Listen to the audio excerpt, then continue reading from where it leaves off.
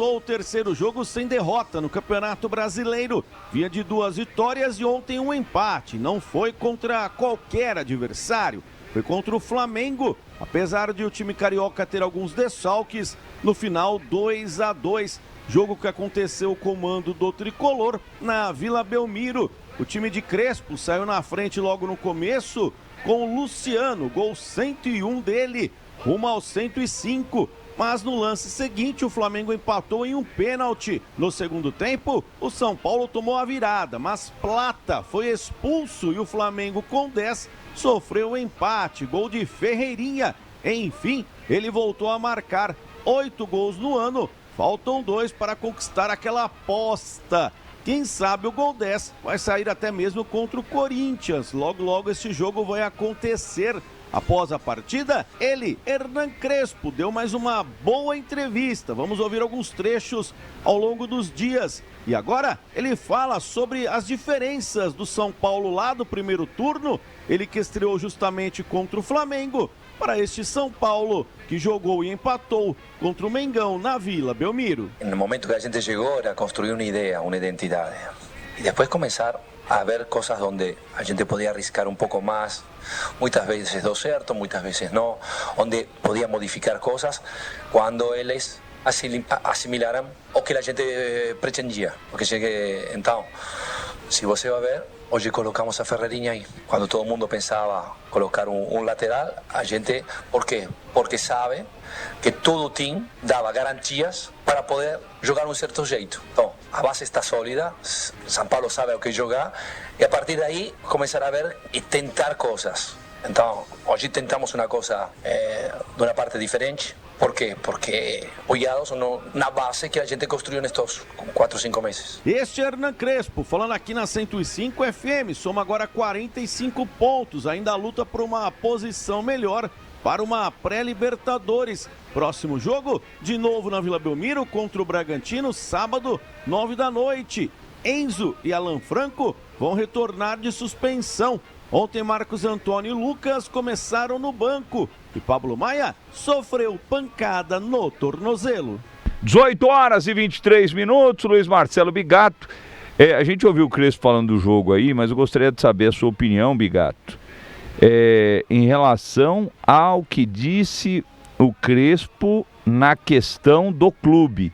Ele falou, gostaria de falar do futebol, com todo respeito ao Abel e ao Felipe, que são os treinadores das equipes, mas por que Flamengo e Palmeiras estão dominando aí o futebol? São Paulo está há 20 anos e ganhou um Paulista, inclusive que eu estava no comando, ele disse. São Paulo, né? Corinthians também. Também, não, Santos. O Corinthians ainda ganhou mais. O Corinthians ganhou mais aí. O São Paulo ganhou ainda uma Copa do Brasil, né? Mas o Corinthians nos últimos anos, se a gente colocar nos últimos 10, ainda ganhou mais que o São Paulo, títulos mais importantes. Agora, mas também não é tanto a mais assim, não. Corinthians, Santos, São Paulo, Vasco, Fluminense. Não, o Vasco acho que o último estadual foi, sei lá, na década de 2000, sei lá. Mas enfim, era isso que eu queria que você comentasse, Bigato, sobre a fala dele. Ele falou, gente, a gente tem que colocar os pés no chão, São Paulo é isso daí. Ele quis dizer, é um time que não vai mais brigar por título. Vai brigar, às vezes, por um mata, a coisa pode acontecer, mas é difícil, é a estrutura do clube. Até numa última jornada esportiva que eu estava com o Capela, a gente falou muito sobre esse tema. O problema é que no Brasil ele está cada vez mais perto da Espanha, da realidade do futebol espanhol.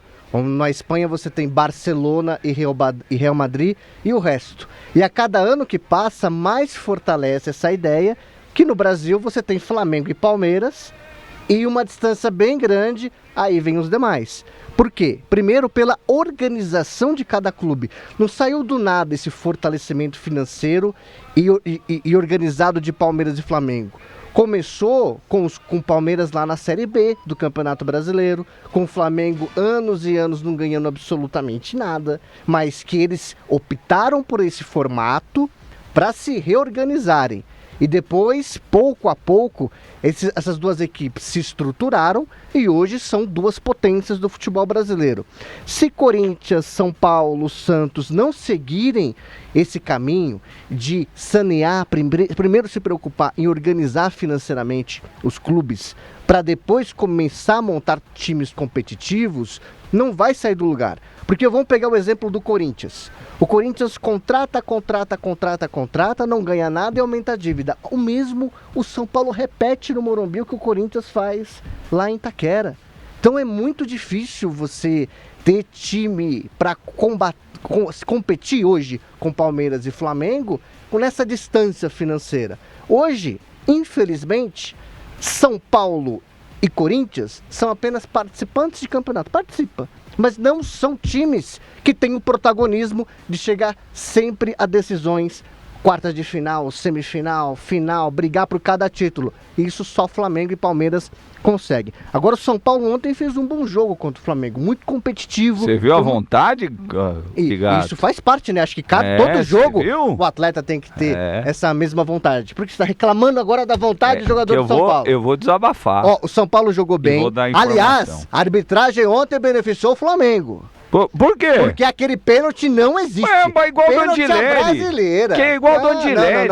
Não, diferente. Nas costas do Arrascaeta. É, literalmente o Arrascaeta desacelera para ser tocado dentro da área. Mas aí burro é o Pablo Maia. Então, e o Pablo Maia faz pênalti daquele jeito e não é o primeiro que ele faz. Pênalti brasileiro, só marca no Brasil esse tipo de pênalti. O Flamengo ontem teve a colaboração da arbitragem nesse pênalti marcado a favor do Flamengo, que foi num momento importante. E que matada de bola do Arrascaeta, hein? A bola morre no pé. Ele é diferente, né? Jogador extraordinário, o Arrascaeta. E o... artilheiro do campeonato é meia, velho. E o Plata jogou o Flamengo na lata. De novo. Quase mandou no segunda Racing. Semana seguida. E o Felipe Luiz passou pano, né? Não devia ter passado pano pro Plata. Desceu o porrete no Pedro e na hora do Plata liberou. São situações diferentes. Do Pedro foi algo ali interno, né? De falta de vontade, enfim. Bigato. E tivemos um lance no jogo do Atlético Mineiro igualzinho ao do Plata. A arbitragem não expulsou. Inclusive falou que o cara pisou pé com pé. Mas o Plata foi muito ruim. Do Atlético também foi do mesmo jeito, Bigato. Foi muito mal. Igual. O São Paulo jogou bem. No segundo tempo, quando aliás, esse resultado no final do jogo acabou sendo melhor pro Flamengo do que pro São Paulo. Porque o São Paulo, com o volume que tinha de jogo, com a intensidade que estava, o São Paulo estava muito próximo de fazer o terceiro gol. Então, por muito pouco, o São Paulo não faz o terceiro gol. Mas foi um bom jogo. São Paulo, Ferreirinha jogou bem. Luciano fez um bom jogo ontem, criou grandes oportunidades, foi intenso durante todo o jogo. Foi bem o Luciano também. E eu vou deixar um recado aqui pro torcedor do São Paulo, pro torcedor do Santos e por torcedor do Corinthians. Um recado muito importante. Vão preparando o espírito, porque o Palmeiras será campeão brasileiro e o Palmeiras será o primeiro clube na história do futebol brasileiro a conquistar 4 Copas Libertadores da América. Já vão preparando o espírito. Se preocupe aí, Palmeiras. O Palmeiras é um time muito mais regular que o Flamengo. Eu não vejo, por exemplo, o Palmeiras dando mole que o Flamengo deu ontem. Vamos ver. O Bigato, vocês lembram que ele fez esse mesmo discurso antes de Flamengo e Palmeiras, né? Vocês viram o que aconteceu. Duas coisas, uma rapidinho, que aí é o coração falando mais alto. Cara, olha que absurdo. São Paulo ontem jogou com uma vontade naquele jogo. Por que não jogou assim com a LDU e Atlético? Eram jogos muito mais importantes. Muito mais importantes. E outra, é obrigação desse time conseguir a vaga para Libertadores, porque se não conquistar a vaga, trabalhou apenas para o rival, trabalhou para o Palmeiras, ponto, isso é ponto. Agora informação importante, sabe o que acontece da administração de São Paulo? Eu recebi a informação de um dos conselheiros que está no grupo do senhor Júlio Casares.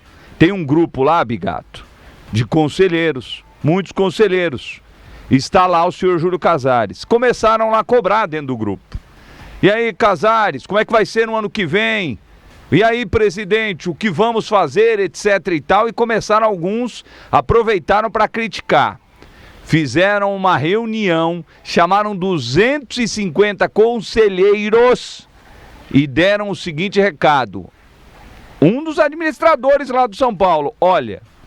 A gente não quer mais ouvir críticas dentro daquele grupo. Ah, mas a gente quer saber de voto, o voto ser aberto, tal.